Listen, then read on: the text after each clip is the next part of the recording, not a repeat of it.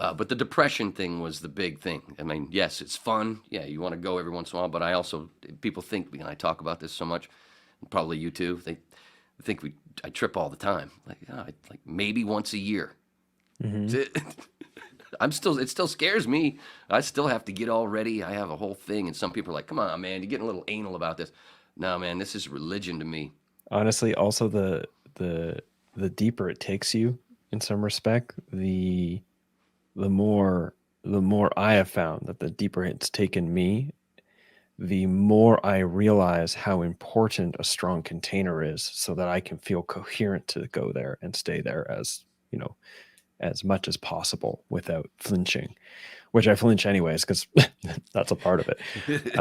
So yeah, I hear that. And, I wrote about this, I think I wrote about this in my first book, Decomposing the Shadow, but it's definitely a section in the new book I'm writing right now, um, around the importance of reverence. So, reverence, if you break down its meaning, is something to the effect of like to be in respect and fear of a thing. And the respect is something that recognizes this thing as something of value, something worthy of cherishing, or what it offers is worthy of cherishing. And that the fear is recognizing that this thing is such that it will humble you, it can undo you.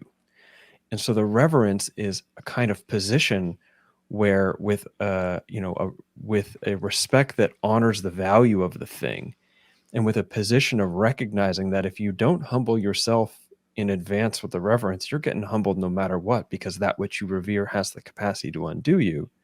There's fear there. And it's not the kind of fear that leads to anxiety loops, or, the kind of fear that gets has a negative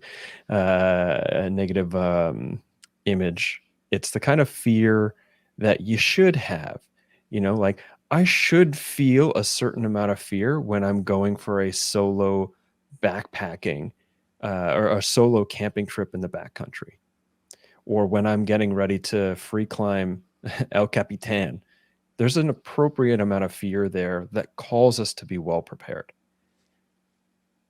And I think that's the kind of fear that you might be speaking to. It's the kind of fear that I infer, and it's a deeply respectful fear.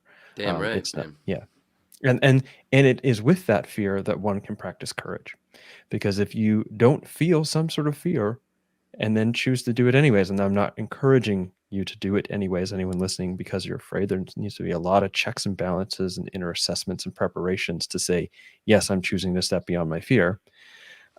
But without there being some kind of fear, there can be no courage. That's nice. Nice clip. That sounded so sweet. I can't talk like that. Um,